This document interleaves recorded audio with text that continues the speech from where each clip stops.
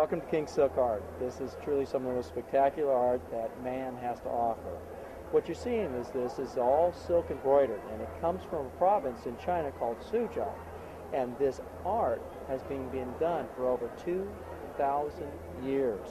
There are families that were put there by the emperor to embroider his robes. What they do is they'll take all the silkworms, they put them in these baskets and feed them on mulberry leaves. Once the silkworms have matured, they spin into a cocoon. And here's an example of a cocoon stage. The cocoon itself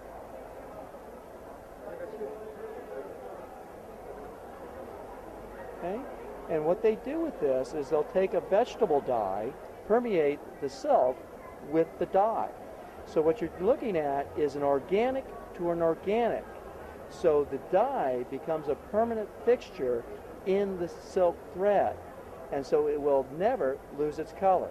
They can get about 2,000 feet out of one cocoon of that very, very fine fiber. This is thinner than a human hair. They'll then take this and literally just start stitching it.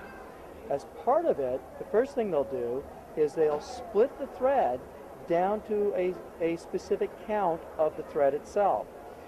The thread starts with a total of 16 strands. Depending upon the quality of the piece, they will determine how many strands they use to actually do the work.